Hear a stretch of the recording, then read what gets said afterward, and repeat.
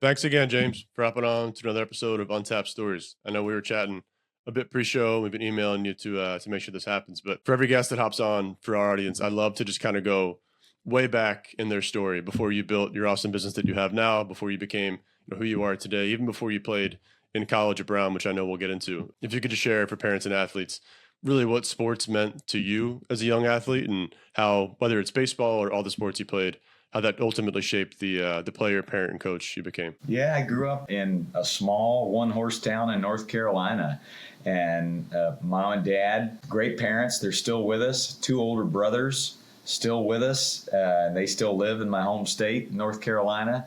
But we had a big backyard, a small house, but didn't matter, had a big backyard, and we'd invite the neighbors over every day, and we'd play all the sports. My dad built a swing set and a horseshoe pit and a basketball goal, built this big green wall that we could hit tennis balls off of. But once he built this pitcher's mound in the backyard, that was our sand lot, and neighbors, friends were coming over every day, and we'd play a tennis ball sand lot. If we hit the house, we'd get a double. If we hit the top of the house, a triple. Over the house, home run.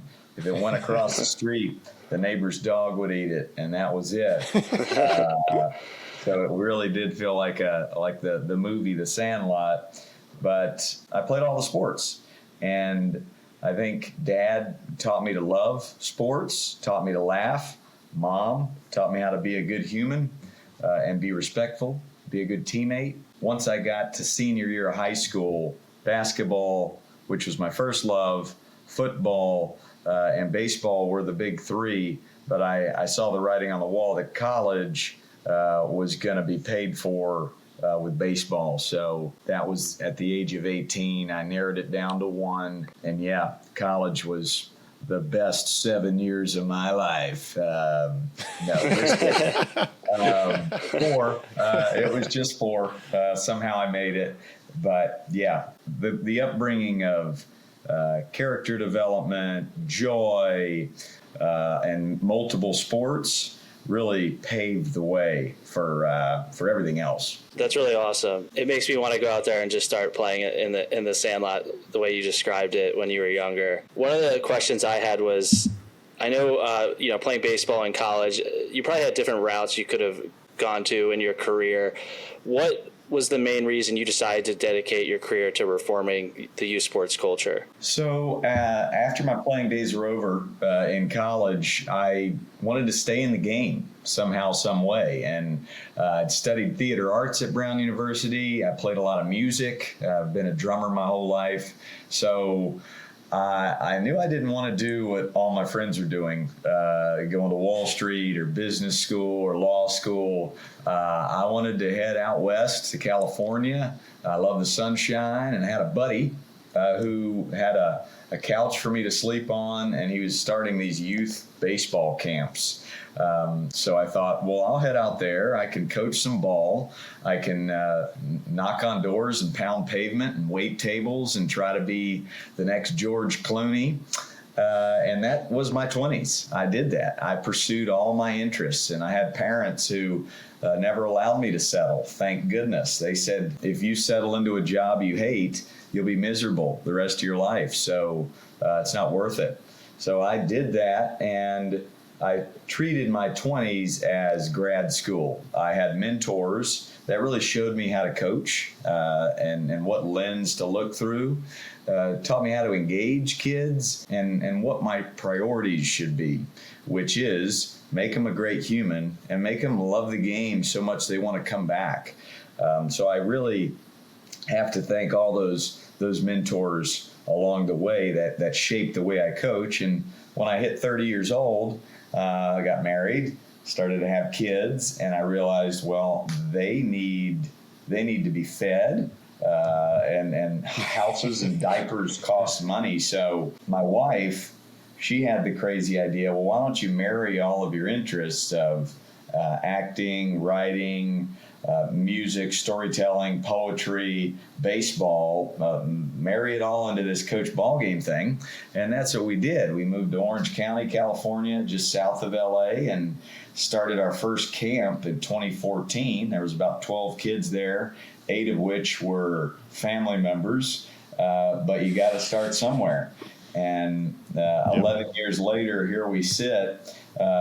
Good friends have opened up doors with Major League Baseball, getting on a national sandlot tour like I'm on right now, and all the things. But it started humbly, and it took a real shove from my better half saying, hey, this is what you're meant to do. Go get it. That's inspiring, man. One of the things that we strive for with Athletes Untapped every time we connect a coach with a young athlete is to make sure that obviously everyone knows the skills and drills are helpful. You want to get better at baseball, soccer, basketball, whatever it is, but we love the mentorship piece. It's a huge reason why we started the company, because we know that if kids have a proper mentor in their life, not just their parents, but somebody who understands where they want to go and that person has been there, it's so much easier for the young athlete to follow them. It sounds like maybe it was a baseball mentor or not, but in your 20s, you've had some really impactful mentors, coaches. Could you speak to some of those people and I guess the tips and kind of ideas you learned from them in your 20s that helped you become a better coach and how you still use that stuff today? Oh, yeah. Well, I just finished a book. It's called My Pillars of Coaching and How I Got There. And the first guy is a guy named Sean Flicky, who now travels around the globe with me and helps me run these sandlots around the country. But I was a rookie coach and didn't know anything about mentoring kids or how to go about it. I had a lot of energy and I had a big personality, which kids loved, but I'm hitting ground balls to this kid. He's 8 years old. He was acting like he didn't want to be there, and he was not listening to anything I said. So as a 23-year-old rookie, I didn't know what to do. I didn't have the tools for that. So I was like, oh, this kid needs to go do some other sport. He's not the 8-year-old version of me. So let's push him over to the video game camp or something. Sean Flicky came over, put his arm around me and said, hey, buddy, you've got the energy of 100 camels and 38 humans. It's amazing. But that kid hates baseball now because of you, because of your anxiety, your tone, your body language. He's out. And yeah, he might never make the major leagues. You might never coach a kid that makes the major leagues. That's what the math says. But he might be a fireman one day. He might be a server of this community one day. And he might learn some life lessons on this field that are going to help him and save his life down the road. You ruined that, buddy. Now, he had built up a lot of trust with me prior to that, where I was able to hear that. And it wasn't mean or demeaning. He built me up first, and then he let me know this is what I'm noticing, and I've learned from my failures as well, and I want to share them with you. So that was the light bulb moment for me. There was another one where, again, Coach Flicky, who I call my Mr. Miyagi or my Coach Ballgame, there was a kid who was being really disrespectful to me and to his teammates. And I didn't have the tools for that one either. So I called on Flick Money, help out, bud. I need you. He walked over to the bleachers with this kid, sat there for 2 hours. I continued to run the camp, but I would check in from time to time. And Flicky wasn't saying anything. He was just sitting there beside him and listening as the kid would talk from time to time. 2 hours go by, the kid comes back and has a great week of camp. He's like a different kid. So after camp, we go have dinner, and I'm like, all right, bud, I need to know what happened there. Is that some magic stuff that you do, or what happened? He said, no, man, I just gave that kid the thing I never had as a child, and that was love. I gave the kid unconditional love. I sat there, I listened to his story, and I let him know I care about him as a human. That let me know that coaching is connecting first. You connect way before you coach. Yep. He connected with that kid, figured out where he was in life, and met him there, treaded with empathy, and that kid loves baseball to this day because of that moment. And that's a picture that I'll always have in my brain. I'd like to get a painting of it because it's so clear where there's these bleachers, there's this kid, and there's Flicky. just sitting there, relaxed, and listening to his story. So that's a number one. I've also had the fortune, thanks to a friend named Joe Buck, who has called 24 World Series and 50 Super Bowls, Hall of Famer, but he became a friend a decade ago and opened up doors for me with Major League Baseball to become an ambassador of their youth program. And through him, I've gotten to meet Ken Griffey Jr., Andre Dawson, Dusty Baker, Rod Carew, so many amazing people, Albert Pujols, and they all have given me advice on how to approach this thing in different ways. And when I asked Ken Griffey Jr., what's your advice to me as a youth coach, he said, connect, build trust. Dusty Baker said the same thing. Dusty Baker's known as a savant of people. That's what a coach is a savant of people. Yes, you coach the game, but that's a secondary. Connection is most important, especially at the youth level when a lot of these kids don't love the game. You have to go teach them and reel them in on how great the game can be. So connection greater than coaching in my book. So those are just a few mentors that have guided me along the way, and I continue to learn. I think that's a real secret to the sauce. Never feel like you're the master. Just keep on learning. Such an interesting point, because we always talk about with coaching a lot of the skill building, improving play on the field, but you brought up so many good points about the relationship aspect and having a relationship with your players that you're training. I'm sure a lot of those lessons you've learned from mentors is probably a part of your Coach Ballgame playbook.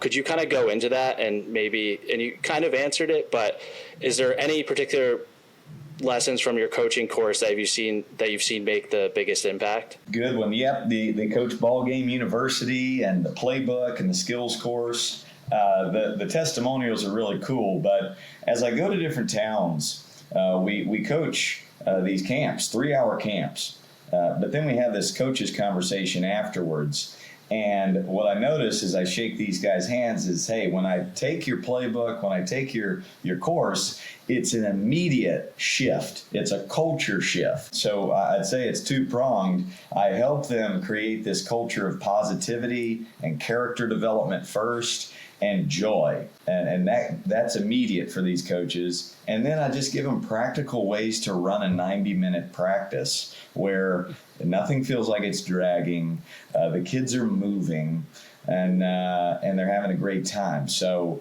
I'd say priority on connection and movement are big ones, but that immediate shift after they take the course, it's like they take it to the field, and all of a sudden, like, they're dishing out nicknames to the kids. The kids are having way more fun, and the assistant coaches, they feel empowered. A lot of youth coaches, they don't coach because they don't feel like they know it enough. They don't know the game, or they're looking up YouTube videos of how to teach hitting or throwing or catching. And what I do with my course is I let them know, let's zoom out. Let's take a step back. How do we build trust with these kids first? Let's have a conversation with each of these kids and find out, hey, well, what do you love to do? Paint a picture of who you are, and we're going to create a nickname based off of that. Staring contests, challenges where they're screaming attaboy or attagirl back and forth.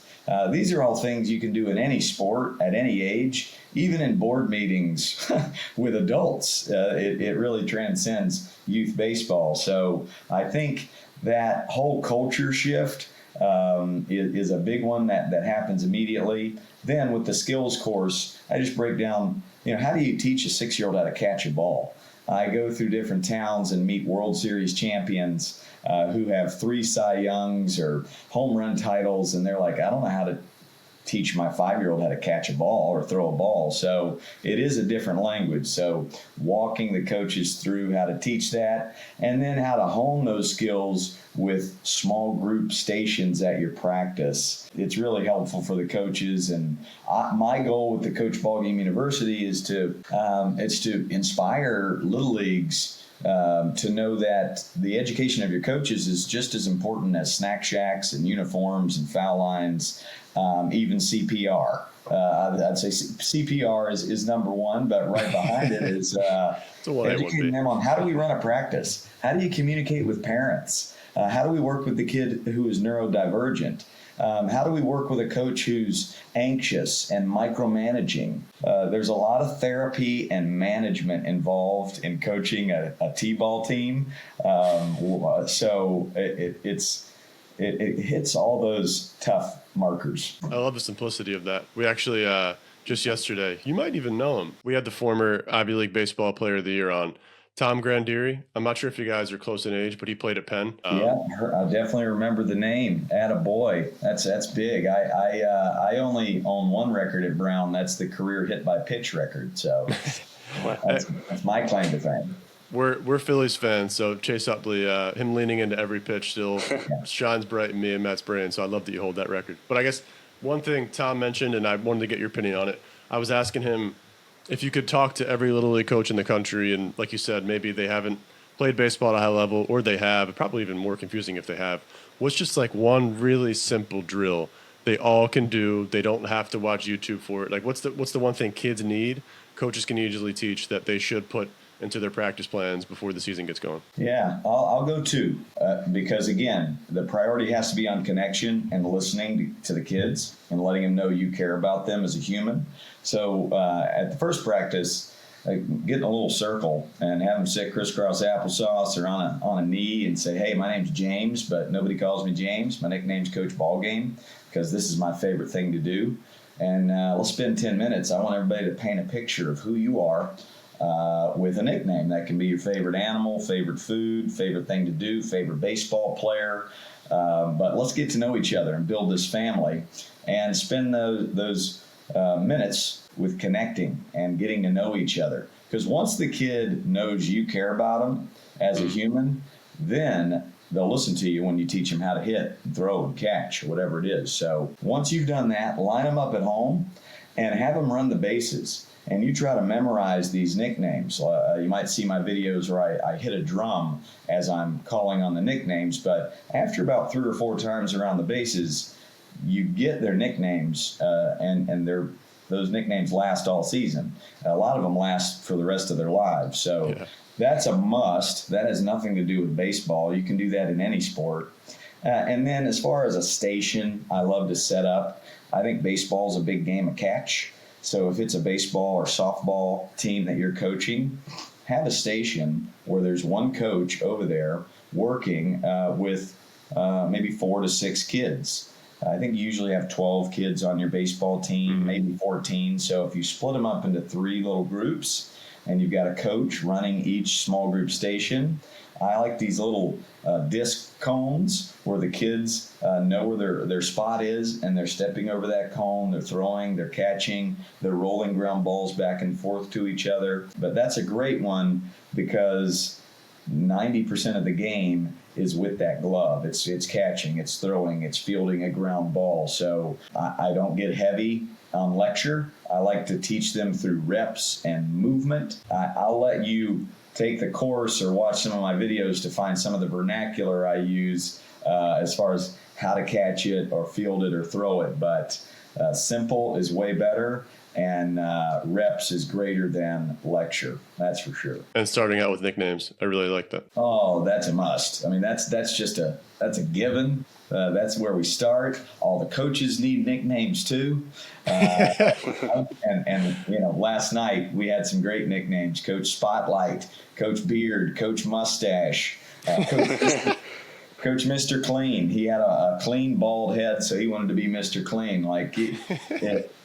I always tell coaches, you can tell the kids to have fun. What are we going to do, kids? And they'll say, have fun. But that means nothing. Their brain can't compute that. We as adults have to show them what fun looks like. Just like in the world of failure, we can't just tell them, you need to overcome this. You need to be resilient.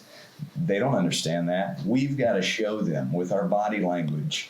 Lead by example. When our team fails or when our team strikes out 3 times, how do the adults handle it? Are they anxious? Are they mad? What's their body language like? Because the kids see a lot more than they hear. So we have to show them what fun looks like and what handling adversity in a calm way looks like. That's great. I love the coaching style in general of just prioritizing having fun, but showing them. Did your college experience, I know you had experience in the arts and in theater, how much did that shape your coaching style? Big time, man. I highly recommend every athlete get outside your comfort zone. Go take a dance class. Go take a theater class, because it just opens your eyes to how big the world can be.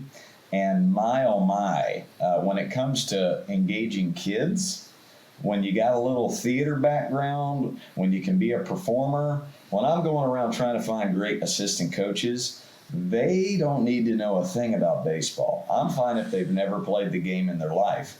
But can they engage kids? Are they interested in human beings? And can they make the kids laugh? That's way more important. We'll bring the whole group together, and I'll show a drill on throw or catch or hit. But it absolutely shaped the way I approach it. It really got me thinking, what was 8-year-old James? What was he interested in?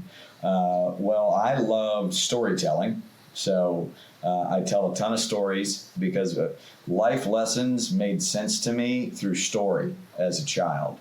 So that's what I do at every camp. I tell the story of Roberto Clemente and Jim Abbott, great life lessons there on kindness and overcoming adversity. I love music, and a lot of that came from the theater department at Brown. So I bring drums into the mix. I put a drum in the on-deck circle. It creates this birthday party vibe at the camps. But I think just the willingness to be vulnerable. Like when an athlete goes across campus and you're doing some of these exercises, like just staring into somebody else's eyes and not winking at the camera, but being vulnerable and being honest. I think that's acting. And I've been lucky enough to do some movies recently where the director just hired Coach Ballgame, basically. So there's one movie, Rally Caps, which just came out. You find it on Amazon Prime. It's really good. Amy Smart, Jed Hirsch. But acting is honesty. And all those acting classes teaches you to not act and not be fake. So I love that authenticity. I think kids sniff out the disingenuous pretty quick. Yep. So let's be genuine. Let's be honest. Let's be authentic. And that's a big one. And it's a pillar in my book. Be you. Don't try to be Coach Ballgame. I'm not going to try and be Jim Carrey. He might inspire me, but I'm gonna be me, because and find that 8-year-old me, and then the kids really feed off that. They see when you're having joy. So I think that's a big part of it. Also, my favorite teacher, Lowry Marshall, she was my professor at Brown in theater arts. She taught me to love that, and I always use that. Like, teach a kid to love something before you teach him how to do something. I like that. I think sticking in that same time period in life, James, I know Matt and I, we were talking a bit before show with you, but we both played basketball at Johns Hopkins, and it sounds like similar to your experience at Brown. I can't imagine any teammate that didn't go into either banking, consulting, or Hopkins a lot of med school, which is great. But for people maybe that are in college, and I always had this itch, I knew that I didn't want to follow the traditional path. I wanted to not even build something on my own, but stay involved in sports. And I actually had a similar path to you. I wound up just for fun coaching Little League at 23, but it took a risk to do that, right? Because I worked at a startup, did a lot of coaching on the side, had fun volunteering. What would your message be because we talk to a lot of college athletes who sign up for our platform, but they're just, they don't want to go into full-time coaching. They don't want to coach high school and college, but they still have that itch to stay involved with the game. What would your message be to 18 to 23-year-olds who love their sport and don't want to give it up, but know that, those 99% of your teammates are going into the typical, career routes? Yeah, I'd say the journey is the prize. The grind is the win. The climb up the mountain is the trophy. The top of the mountain is not what it's cracked up to be by any means. So enjoy that third side job you have to have, those relationships you make waiting tables. I did it for a decade, and there were very tough moments where I'm like, what am I doing here? Why am I still chasing all of these dreams? I'm an Ivy League graduate. I never wanted to settle into a job that I might be miserable in. I just put my head down and kept doing those side jobs. But ultimately, those relationships I made waiting tables and learning how to coach kids, that is the coolest part of the whole deal.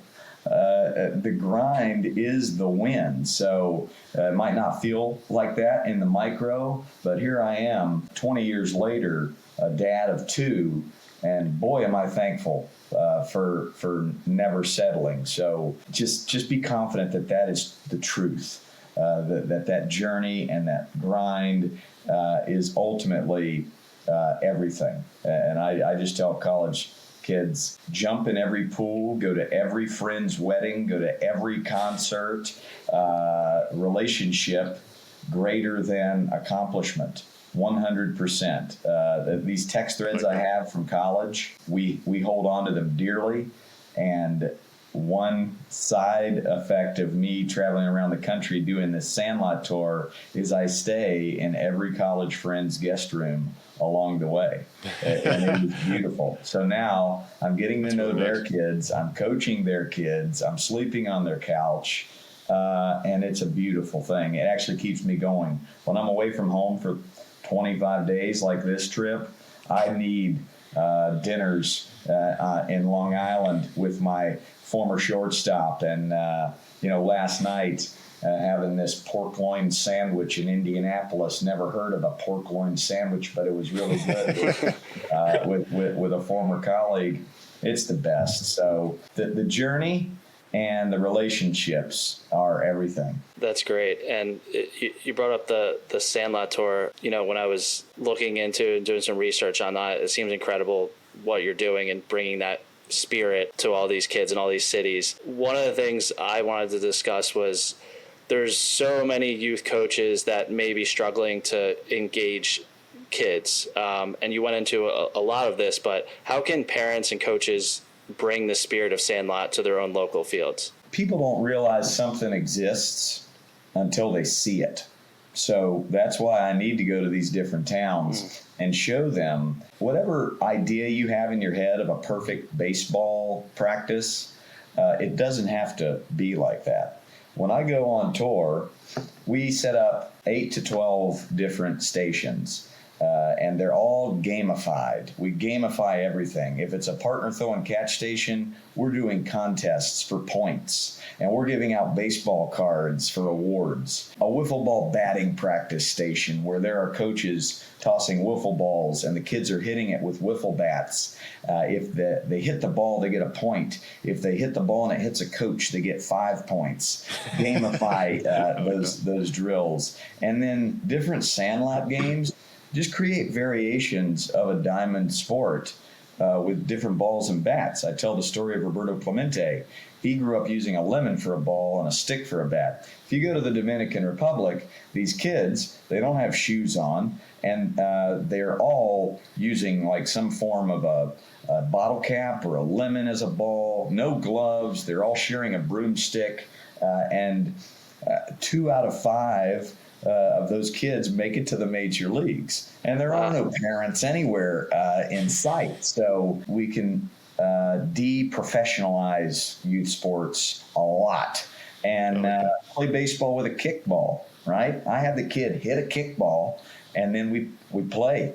Sure, you can use real bats and real baseballs and real helmets, but keep surprising the kids with different variations of the game of baseball or softball. Why? Because kids love it. I just did a camp, 144 kids in Massachusetts, and I asked them all, what was your favorite station?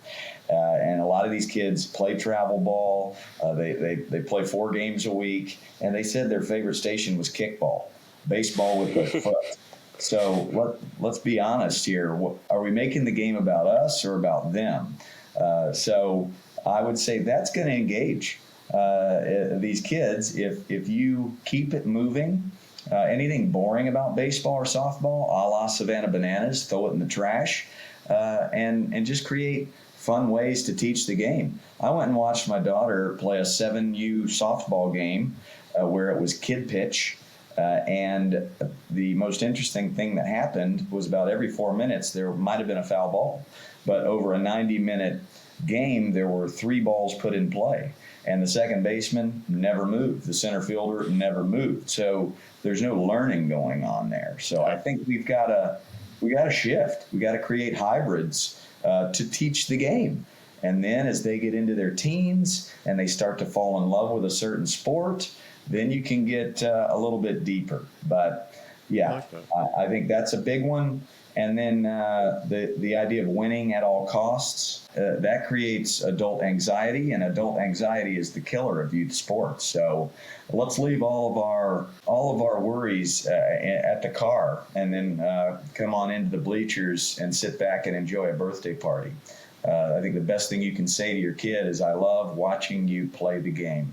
That means I love watching you win and succeed, but I really love watching you fail and see how you can respond to that failure. Those are some key points for me when I'm trying to engage kids. One of my last questions, James, you seem like the perfect person to ask. I know you're a parent. It sounds like you have a daughter who's playing softball now.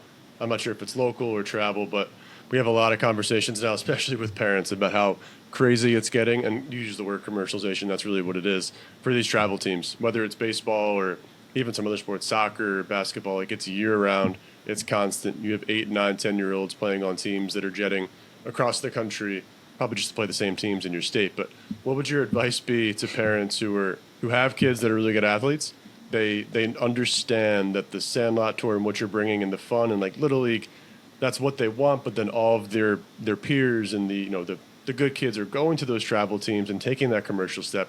How do you talk to parents that are in that mode right now and help them handle it? I say travel ball is just as much a necessity as rec ball. I've seen just as many kids quit the game because of a bad rec ball experience as with a travel ball experience. I think the kids that are elite, that need the challenge, then they need that elite space. Call it rec plus, call it whatever you want to. Give them that challenge. But the Sandlot message is needed even more in that world of travel ball. Why? Because the kids will perform better when they're feeling joy. They'll perform worse when they're afraid to fail. So my advice to the parent is go watch a coach run a practice. Go watch them coach a game. And if you sniff a red flag, run for the hills. Plenty of teams out there. But as far as auditions go, look at it like they're auditioning for you. You're not auditioning for them because this is your child's journey. This is their life. And if you get them in a spot where the coach is win at all cost and living vicariously through these kids, and maybe they're not happy with how their playing career panned out, so they're using this as an avenue to make up for it. You can sniff out the insecurity pretty quick. And anything toxic from a travel ball coach, it stems from insecurity. So you don't have to be mean. I've learned to not approach that type of coach with cynicism. I approach it with empathy. Oh, every bully's got a bully. So something happened deep down that created trauma, and they're actually crying for help as they spread this toxicity, as they yell at that umpire, as they yell at that kid. But you don't have to spend 5 days a week with that person. So be picky with the coaches that you have, and make sure they're looking at the long game, the big picture. Make sure their priorities are, how can we extend this kid's career and make them a really good high school and college player, not how many trophies can we win before we turn 12 years old. It's nonsense. Don't fall into that trap. That's a smart mentality. James, I saw one of the I think it was more one of your more recent posts, but I really liked it. It was basically how a parent should react to their kid. Either maybe they strike out on a big, it could be bases loaded, 2 outs, they strike out. They're very frustrated, they're upset, and how to react as a parent. in a relaxed way. Could you go into maybe, because a lot of our audience is parents and they may overreact in that situation. Could you go into just tips on how they can stay relaxed and how to address that situation with their son or daughter? Well, the quick answer is breathe. Like, really teach yourself how to breathe. And I asked Mookie Betts this: why do you do this in the on deck circle? 4 seconds in your nose, 6 seconds out your mouth. He said, well, it gets me in the moment. It gets me present. And I'm not thinking about yesterday. I'm not worried about tomorrow. I'm in the moment, and my brain is empty. It's clear. And all I do is I see a ball and I hit a ball. And that's when I'm at my best. So that's the quick answer. Now, why does it happen? Well, I did a post maybe a year ago, and I just posed the question, why do you get anxious at your kids' games? Because, again, I think adult anxiety is the killer of youth sports. And got tens of thousands of comments, and my mom literally combed through every comment, and 97% were, I just don't like to see my kid fail. I see how hard they work, and it hurts to see them cry, hurts to see them get upset. So that's understandable. That's relatable. I've got 2 daughters. They're in a competitive dance world at times, along with other sports that they're playing. And it hurts when they work hard and then they don't achieve what they really wanted to. And that's good. Come on. You should feel empathy for your kid, and you should feel sad when they're sad. That is a good quality. But can we zoom out, see the big picture?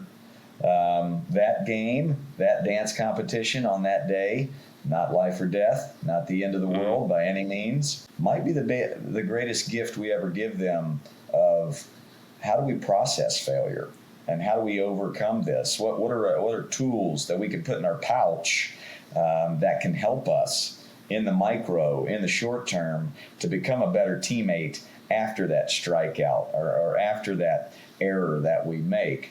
Because in 10 years, they might be tempted to make a decision that is life or death, but they lean on that tool that we as a parent or a coach gave them when they were 8, 9, 10 years old, and they're gonna stay alive. They're not gonna make that bad decision, and that's where we have to look.